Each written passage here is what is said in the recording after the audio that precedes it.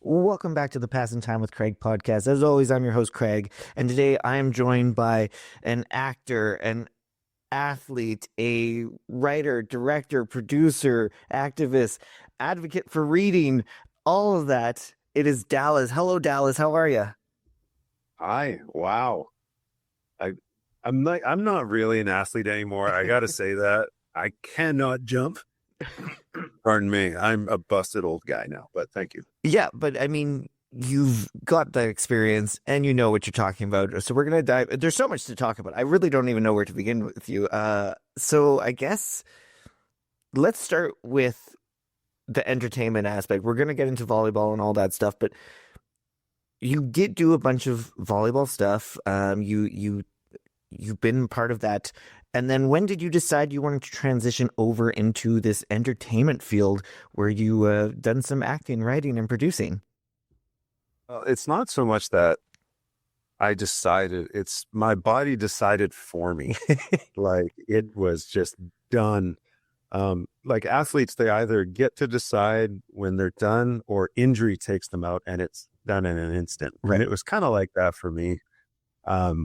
My other knee finally blew up after the first one blew up. In 2016, that's when I retired, a couple months before the Rio Olympics. Right. It's a long sad story. But yeah, I played on the national team for 13 years with the senior team and a couple years before with the junior team. So I played on the national team forever. Yeah. And what you asked about, see, I tend to go on like crazy little runs. You and I are both going to do this. This is going to be the greatest conversation because we're both going to go on these weird tangents. Be flowing. Yeah. You asked about how I got into the entertainment stuff.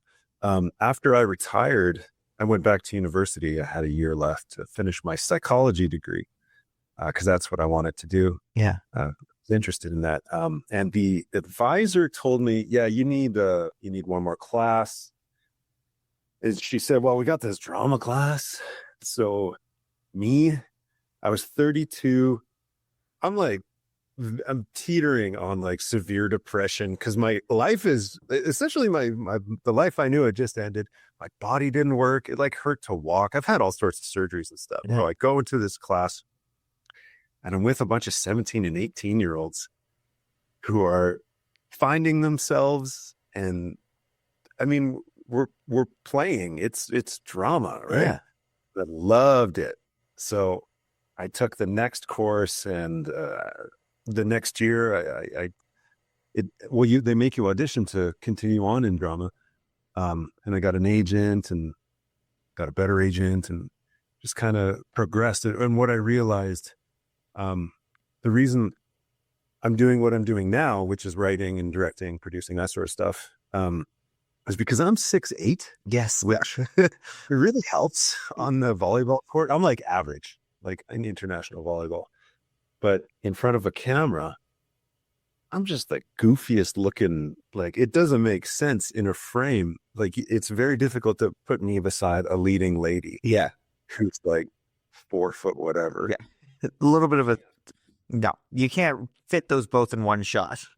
Exactly. It's very difficult. It's been done successfully, I think.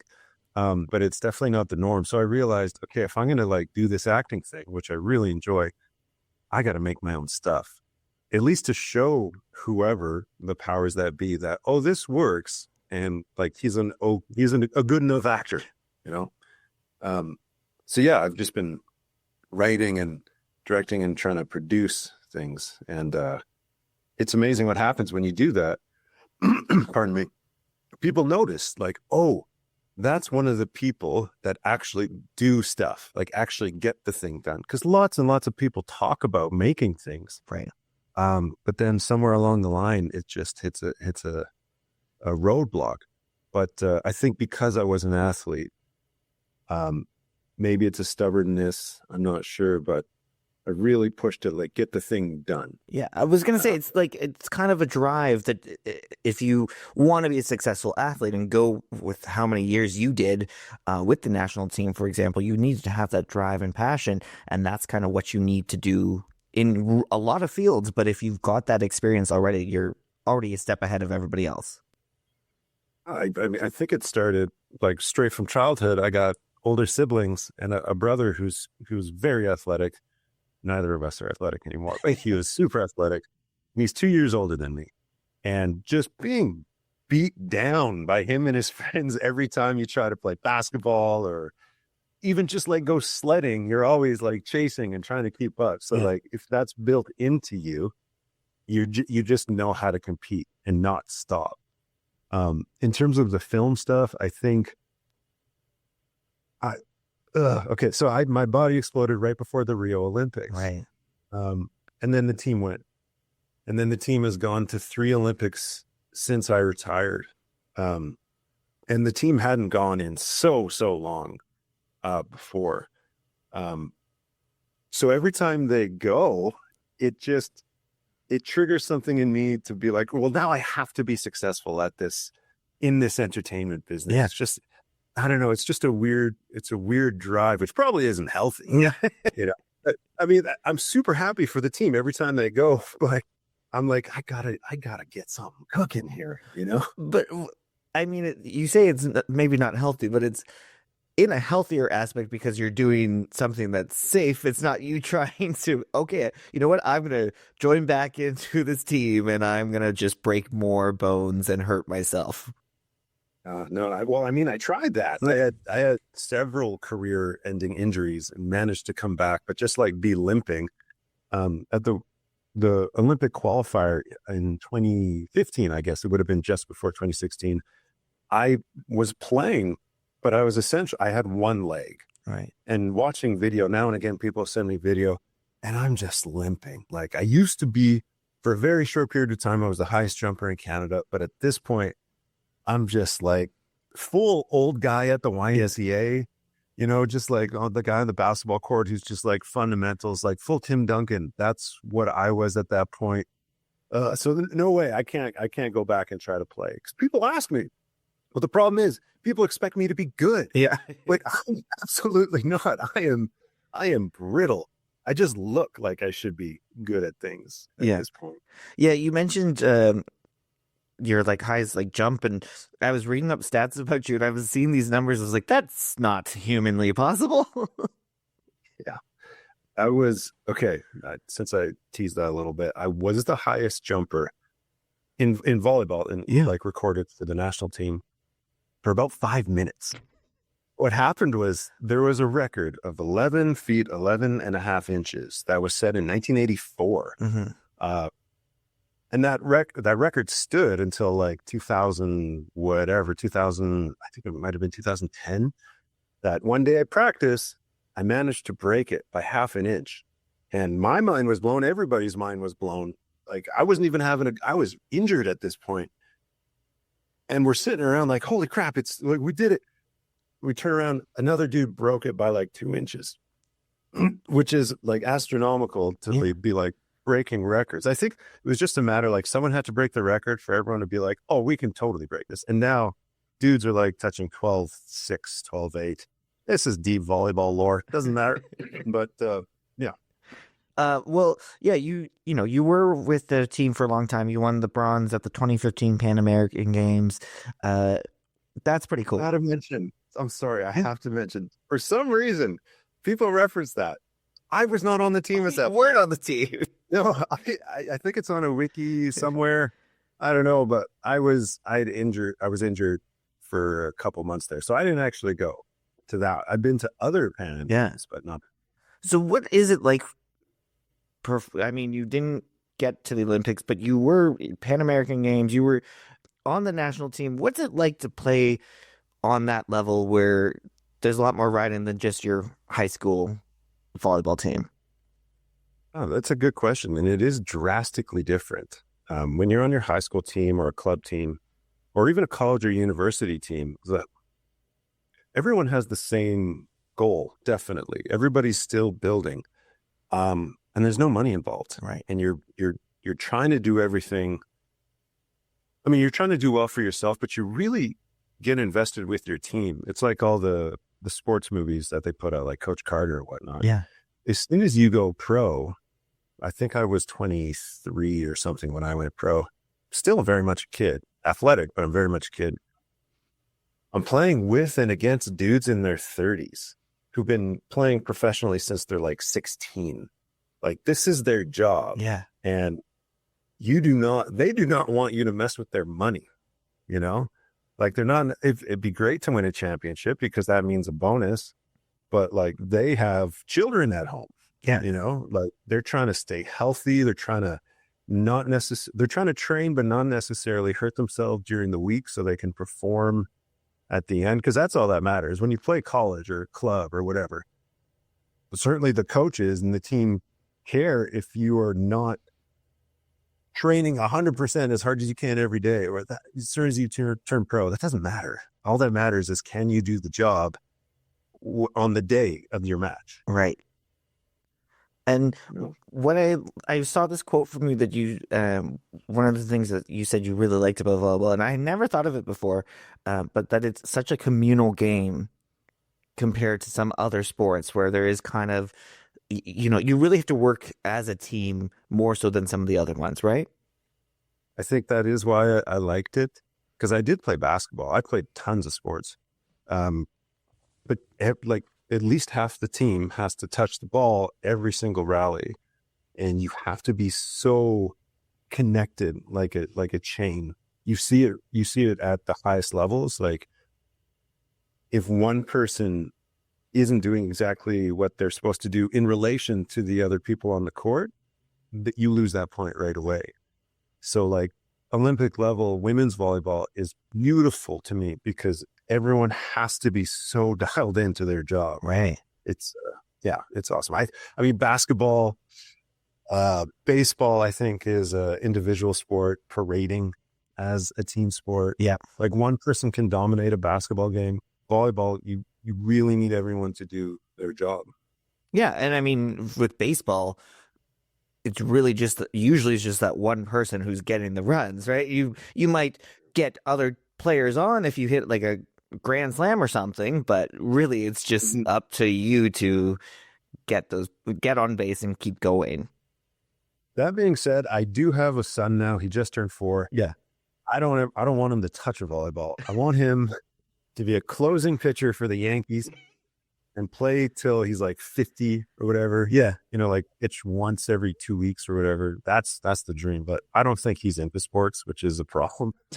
But whatever, we'll see. We'll see. We'll see what happens. Well, so volleyball is a communal thing.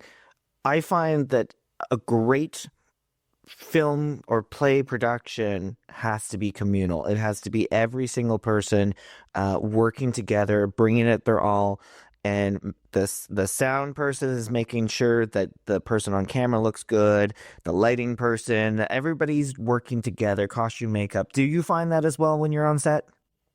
Absolutely. It's I was concerned initially, but directing and being in any position on set, it's very much like sports.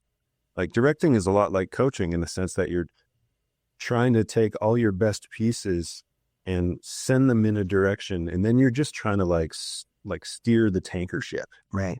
If you get into micromanaging, well, then you're not trusting the people you hired anyway. Yeah. And it's similar to that when you're coaching. I did coach pro secondary for a while.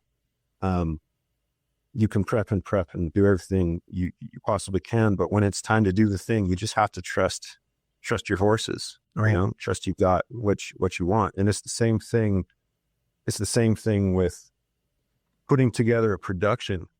I've tried to pull the same philosophy that I had when I was in charge of a team that I do when I'm on set. And it's like some Sun Tzu thing. And I know I'm misquoting him for saying it wrong, but my understanding is he would get the smartest, strongest generals around him that were way stronger than him at whatever their specialty was. And he would just same thing, sort of direct the giant tanker ship that he put together. That's what I try to do. Right. And so you come up with this idea, Frank gets the job done. Let's talk about Frank gets the job done. Yeah. It's a super fun. I watched it last week and I was like, this is awesome. You're so good in it. It's so much fun. Although I do have to say, as someone who loves Hawaiian pizza, I hate that always is the one that gets the bad rap in movies and TV shows. Yeah, I know, right? I put that in purely because I knew it'd be polarizing. Yes. You know, I don't mind it. I enjoy that pizza, but I knew like people were gonna. You want something to be memorable at a project, right? Even if it's something silly like that. So Frank Gets the Job Done, like I said, was so much fun because it's just this kind of heightened humor. It's a like all the characters that you meet in it are just having the time of their life. How did you go about coming up with this concept and idea? Because it was so relevant too. Frank starts off living that like oil life dream, right? Making all that money, making bank, and then whoops, that's gone.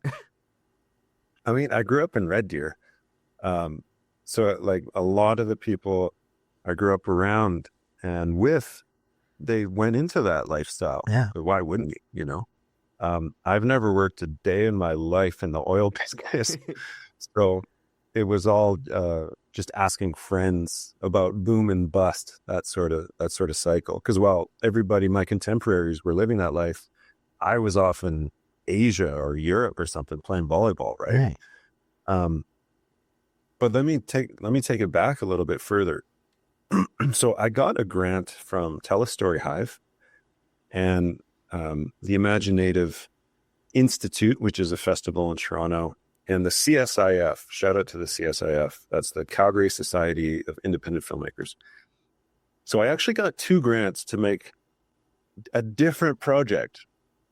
What had happened is the year before, I was the stand-in for the Predator in the last Predator movie. Oh, that's right. That's super cool. It was a good movie. Yeah. It was a lot of fun. So I was on set for like 4 months, just studying, just watching how everything gets made. And one day I was sitting around, I'm like, I need to make use of my time. So I started writing a script, and I started writing a script about stand-ins because I was a stand-in. It's hilarious how you'll get treated so well, like a movie star. Yeah. And 30 seconds later, like pure gutter trash. That's a big deal. It's hilarious. So I wrote a short film about that, and wildly enough, the star of the Predator movie, Amber, who's a friend of mine, she's like, "Oh, this is good. This little short film that you wrote about being a stand-in. Can I be in it?" I was like, "Yeah, sure." She's like, "Okay, I'll be in it if you direct it." I'm like, "Oh, never done that before." So that was the start of this journey.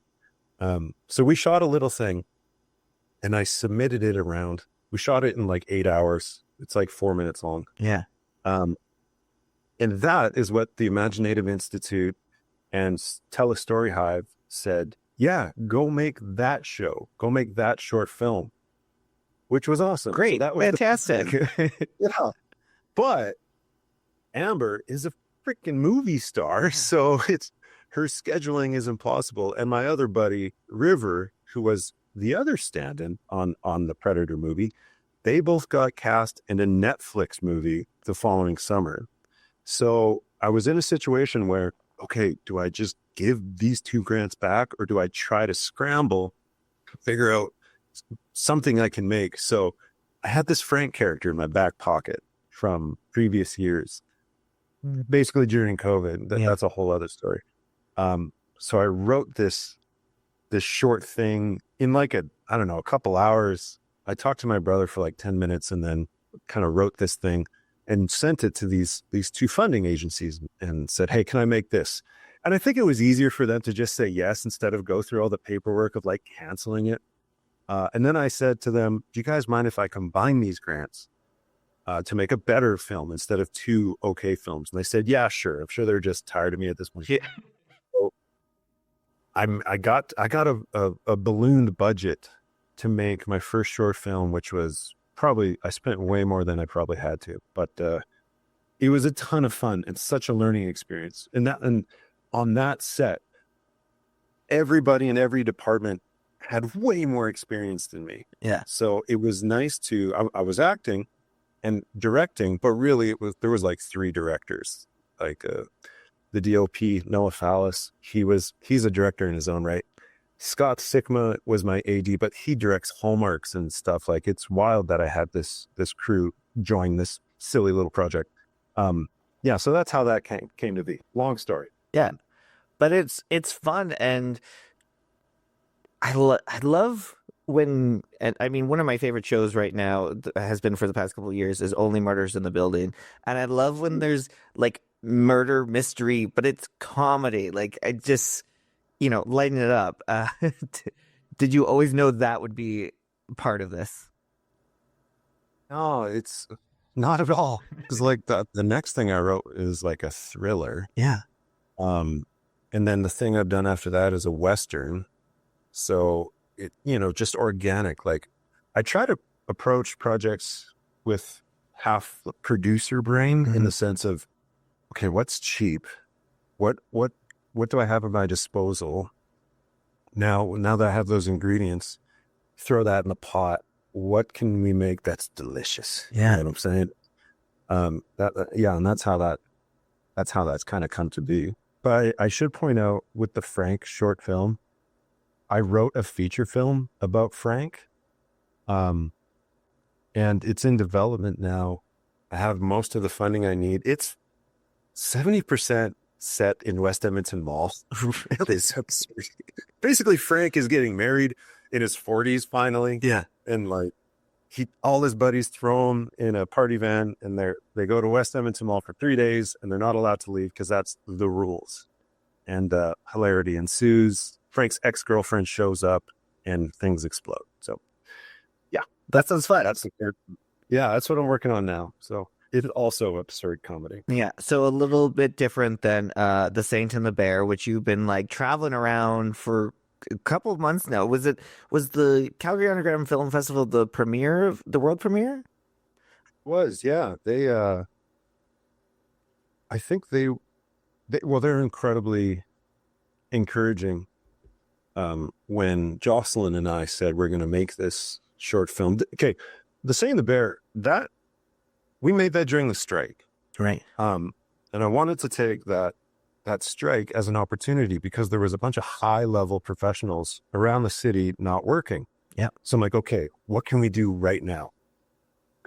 So Jocelyn and I had just met each other, but we had said, okay, let's make something together. And again, people say that all the time, but I really like to follow through on it. So I said, great, you and me, an iPhone, let's just set something super cheap.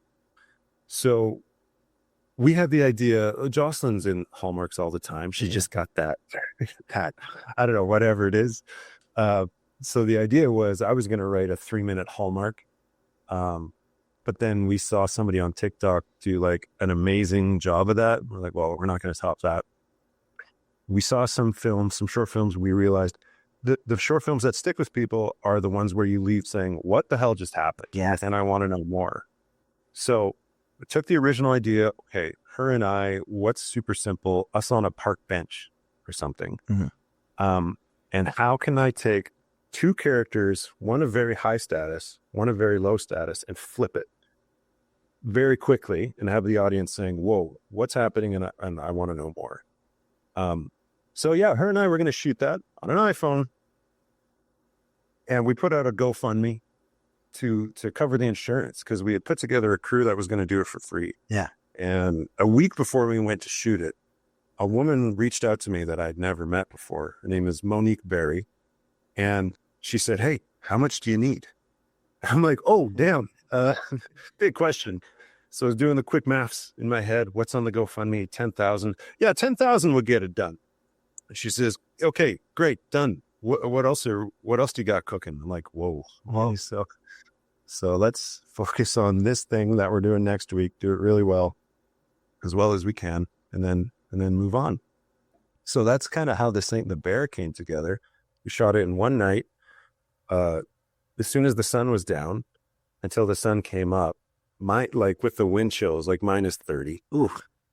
Yeah, the crew is so tough. These people, Alberta filmmakers, are the tough, like, frick, they are. You think of the arts as like kind of soft. These people are tough, man. Yeah, I'm so glad you mentioned that. I feel like they don't get enough credit. Every now and then you hear like you had Pedro Pascal out there talking on the Last of Us red carpet about it. But I think there needs to be more praise to the friggin' amazing film crew here in Alberta. Hey, it's coming. Like I was at the Chinese Theater in LA like 2 months ago, and there's advertisements about like, hey, come to Alberta to film. That's Like, we awesome. got a lot. It's Alberta's getting some clout now in the filming industry. But it was very tough.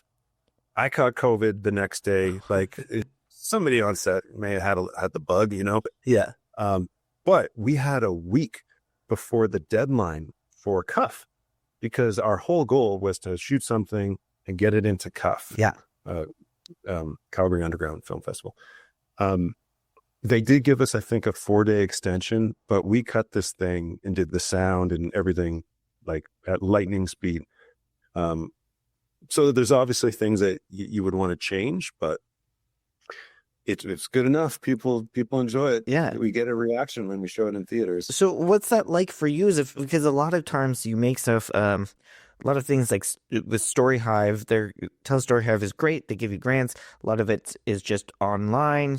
But something like The Saint and the Bear, where you've been going around and seeing them at different festivals in front of a crowd. What's that like to put this all out on stage and have this crowd react to it? It's wild. It's and I forget about it every time. Yeah. It's always in a package of other short films. So it always like sneaks up on me that, oh my gosh, we get to see this movie again in a theater, because there really isn't anything like the theater. Right. Like it's literally designed for this purpose, this one purpose. It's amazing to see. It's like if a theater has the sound dialed in, sound is incredibly important to the theater experience. Turns out, I'm noticing sometimes you notice, oh, they must have an old projector, because the film is super dark, right? Like visually. Some theaters have new laser projectors, and they're like, oh, that's perfect. Like that's how it's supposed to be seen. But it's the most fun hearing the reaction of the crowd. You can tell if you have a crowd that really enjoys movies, because they let themselves enjoy the film. Yeah. Whereas if you're at a screening where people are tight, none of the movies land as well. But it's a super cool learning experience. I guess it's like crowd testing or something. Yeah. Yeah. You learn what works and what doesn't work. Yeah. It's sometimes shitty that it has to take till that time that you're like, oh, okay, damn it, that didn't work out. Well, what I realized, there's a line that I have that we shot it like 6 times or something. And I only said the line a certain way once, and we used that take. Yeah. And it gets a good reaction. But it's a moment where tension is cut in the story, and it allows people to laugh, because we build tension and then we let it go. And then there's a second line in that line, but people are usually laughing and they don't hear the second part of the line, which is probably the best part. But anyways, again, you get to study, you get to see people, you build the tension, let it go, build it back, let it go, build it back. You can see people go on that journey with you. Yeah, I love all types of films. Comedies are great. And I've learned that I watch a film in the theater, a comedy, I have to watch it at home by myself, because all of a sudden you're like, I had no idea there was this even better line. The second line's the better line, but you have no idea because the audience is laughing so hard at that first line, and the best jokes are that 1-2 punch, right? Oh, exactly. Well, that's another thing that we wanted to do with The Saint and the Bear is have it so you see it and you're like, what just happened? And then you watch it again and things fall into place more and more. Yeah. And maybe you get to hear the second part of that line now. But Nice. So I did want to go back because I was very intrigued the fact that you were the stand-in for Predator in the movie Prey. which is a great film. I love that kind of snuck up on people, and then just it's so good. And I know that there's sequels coming, and they've been kind of top secret, and it sounds like we're gonna be in this kind of blast from the past world, which is really like. So, what was it like to be the Predator stand-in? It's awesome, man. Like it was, again, it was like a master class. It was like film school with stakes, Yeah. because it was, I don't know, somewhere between 60 and $100 million movie. So seeing things done at the highest level, like Disney money, Yeah, Disney money. yeah, it was amazing to see how specific things had to be at certain times. There's so many different levels of filmmaking. Like, a guy with a camera, guy with an iPhone, which is where I started and still am, basically, up to this level where they have essentially a tank with a 150-foot extendable arm on it with a camera at the end of it, which is worth, 150 grand. Yeah. Like, it's amazing to see what can be done and also what's expected. It was a masterclass. It was awesome. And it was like 4 months of learning. And not even just like the acting, like every single department, like from crafty up to like the director, like it was just amazing to learn and absorb as much as I could. Yeah. And did you get to wear the Predator costume? So I wore the Predator arm. Okay. And I wore a mocap suit, I believe, a motion capture suit for one of the shots.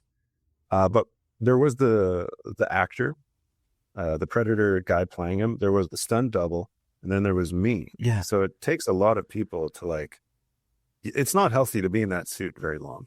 No, but I can imagine. no, it's not good for you. But what I wore most of the time was a skate helmet with a Predator skull on top of it. Because the Predator is like 8 feet tall. Right. So I'm 6'8", and the other two fellas, they're also 6'8". They're probably a little taller than me, actually. But when the stand-in is there, me lining up a shot, doesn't make sense to line the shot up on my head because the camera is about to be, 2 feet higher. So after the first couple weeks, that was my helmet, because it was designed for something else, but it was a special effects helmet type thing. But I just grabbed it and made sure I was wearing it at all times, basically. Nice. And now I wanted to jump over to, you've done some cool things with CBC. You got to, do some work over in Toronto for the Summer Olympics, doing some commentary. That must have been super cool. That was wild, man. The Olympics. Yeah, that was a ton of fun. Yeah, I started doing commentary, I think 2 or 3 years ago for CBC, and I'm always in Calgary in a little studio looking at 2 screens, and I'm alone. Yeah. And everybody else is in Toronto, and then the game is wherever the heck, But for the Olympics, they brought everybody together in this massive studio. I think it's like the second biggest studio in North America. Oh, wow. It's huge. Yeah. All the sports are there. And I get to sit beside my partner, and, it's like NASA. Yeah. It's like there's just so many things going on. But I knew straight from the get-go I was going to go for it, in the sense that I feel as though I'd been getting better over the last 2 years at commentary. But this is the show. This is the big time. This is when people who don't necessarily watch volleyball might be watching volleyball. Yep. I'm going to do me to 120%. So yeah, I just kind of started screaming in the booth. I got to turn my mic down right away. I tried to make as many Wu-Tang references as I could. Lot of mid 90s, early 2000s references, but still trying to make sense of the volleyball. Yeah. That's the balance. Have as much fun as you can, but still be able to explain it to the layman who's never seen volleyball so they can appreciate the game and also just be silly. Yeah. I mean, you said it yourself. Like, there are people who only watch, unless they're going to like their kids' game, there are people who only watch it every 4 years at the Olympics. Mm-hmm. Yeah, exactly. So got to capture them. They tune in for like 10 seconds. How do you keep that person? Right. Well, there's the volleyball, and then us in the booth doing our little part to be like, what the heck did he just say? That sort of thing. And then try to capture them. But I guess the viewership was really, really strong. Um, actually to that point, um, the Saint the Bear, there's actually you can kind of see it on the wall here. This is the Saint the Bear feature Oh that yeah. I'm making. Yeah. And in the process of writing it. That wasn't the intention. It was going to be a standalone short film, but the Blood in the Snow Festival in Toronto asked us to come to a features development lab, so develop it into a feature. So I'm there, and one of the things you do is you meet with producers from around the country to pitch and get ideas and whatnot. So a woman sits down, and I start with an awkward pitch. I don't like pitching. I just want to like meet people. Yeah. But I'm actually pitching the movie at this point. And she's like, cool. Just want to say, I'm a big fan. I watched the Olympics. I didn't watch the volleyball before. And I'm like, whoa, that is so great. Because she's a film person. She's not a volleyball person. Yeah. She enjoyed the experience, I guess. So that was super flattering. That's awesome. And now, speaking of like pitching, you you got luckily enough to be part of 2024 Canada Reads, and you were advocating for Jessica John's Bad Cree. First of all, how did you get involved with that? Second, why that book? Okay, well, I don't know how I got involved with it, honestly. I just got an email one day, and then I was trying to like Nancy Drew how this happened. Like I was asking everybody I knew at CBC, and they're like, "Nah, wasn't us." Yes. So I don't know how it came to be, but it happened. Originally, I wanted to do a graphic novel. I was pretty adamant that I didn't want to do an Indigenous book just because I'm an Indigenous dude. Right. I pitched them really hard, Scott Pilgrim. I love Scott Pilgrim. And it's Canadian. Yeah. But in the end, they said, okay, we'd like you to be on the show. We're not going to let you do Scott Pilgrim. Mainly because it's 6 volumes instead of like just one book. Right. Well, that's the answer they gave me. Yeah. And also, it turns a graphic novel I'd won the year before. So what are you going to do? So they sent me a bunch of books, a bunch of graphic novels. But I discovered Bad Cree because an actor friend of mine had done the audiobook and she posted about it. I'm super dyslexic, so I downloaded the audiobook and I listened to it. And right from the first chapter, this is a good book. This is gripping. I really enjoyed the book. I told CBC, and they said, okay, we're actually really happy you chose that book. So, and then I met Jessica and her partner, Deltron 3030, as she's known. And they're lovely. So it was an easy book to get behind. On the show, I feel like I did a pretty crappy job representing her in the book. Yeah. Because it is the best book.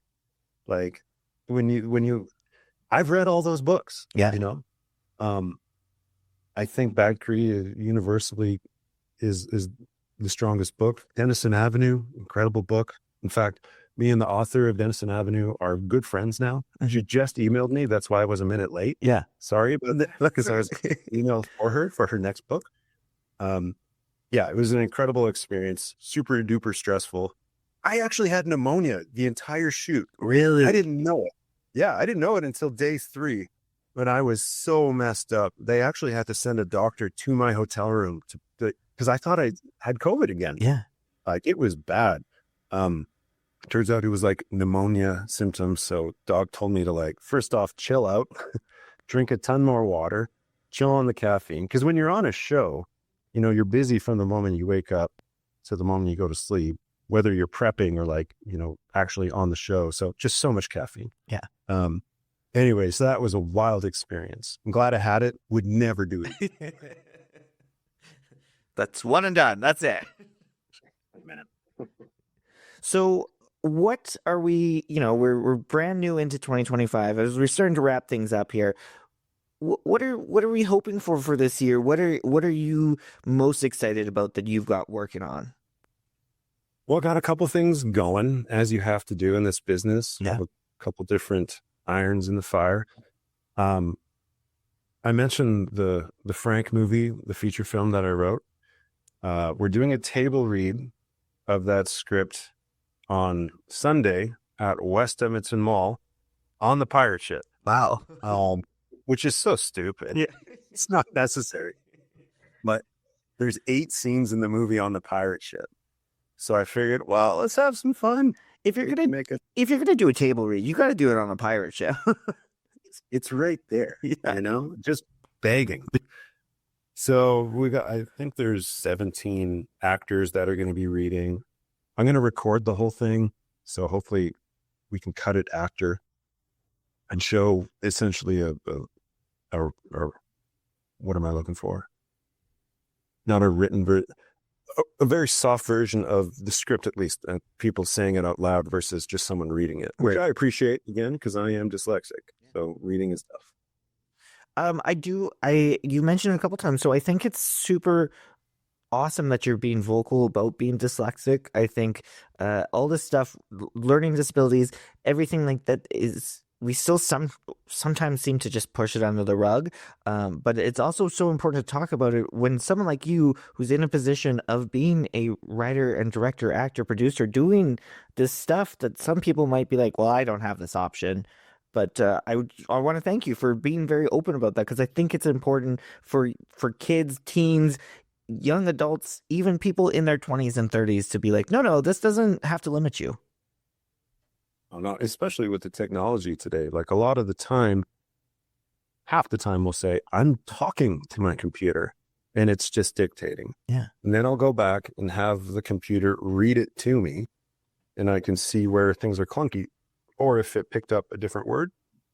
But it's not unlike being a super high-powered lawyer in the 50s or something, and you're dictating to a secretary, and then you say, read that back, that sort of thing. So now you could just do that at home with your lappy. Yeah. But if I may, the doctor who diagnosed me after like 8 weeks of testing, explained it like Swiss cheese. Everyone's brain is like Swiss cheese. Okay. There's, can you picture a slice? Like It's got bubbles, small bubbles, big bubbles. Everybody has their brain. Everybody has different strengths and weaknesses in their brain. So for me, reading and writing is just not there. It's a big bubble and it'll never get better. I write like I'm in grade 3 and it just won't ever get better. But there's other portions of my brain which are quite strong. So you just got to play to your strengths. It doesn't make you dumb at all. It's just, you need to figure out what works for you and then lean into that. Yeah, that's a great piece of advice, and I love that. I like that Swiss cheese. Anytime cheese can be involved, I'm yeah, right. Swiss. Yeah, I'm paying attention now. Yeah. So as we do wrap up here, I do always like to ask my guest, what's awesome? Tell me something that's awesome. It can be absolutely anything. Man, this is so nerdy, but I woke up at 3 a.m. last night and my toddler, because I heard him open his bedroom door. Mm-hmm. And he does that and he goes to the washroom, and then me or my wife have to get up, put him on the potty, deal with all that, and then put him back to sleep like every night. Last night, he got up. He didn't call for me or my wife. He went pee. And by the time I got out there, he was back in bed. And I'm like, what's wrong? And he's like, I peed. And I'm like, oh, no, you peed yourself. So I'm checking the bed. And he's like, no, I peed in the potty. And I was near crying. I was so relieved that I don't have to wake up anymore and that he didn't pee himself. And I was just so proud of him. So the true root of the word, like awesome, I was in awe. I was in awe. Yeah, that is awesome. I'm very happy for your whole family, because that is a nice big step and awesome moment. That was great. It was great. Well, Dallas, it has been such a pleasure chatting with you today. You're such a cool dude, and I was like, I want to be friends with this guy. So I appreciate that you took some time of your very busy schedule to chat with me today. Thank you very much. Thanks for reaching out. That was a huge surprise. So thank you very much. We should get coffee or something. Yeah, that'd be great. And I want to let people know that people can check out Frank Gets the Job Done on YouTube. It's free to watch. It's a great 15-minute. You might recognize some people and places in it too, which is I was like, that's awesome. I should mention too, I don't know when this comes out, probably sooner than this will happen, but The Saint and the Bear is going to be on a broadcaster in about, I think by June. Oh. So it's like you'll be able to see it on TV and online, but that's a couple months away. Oh, perfect. So there's so much to check out. And of course, things to look forward to with more Frank adventures. So thank you, Dallas, for passing time with me today. Thank you, all of you, for passing time with me. Make sure to follow me on social media, PTW Craig, Passing Time with Craig, for all the fun ways to pass time. Otherwise, we'll chat soon. Bye.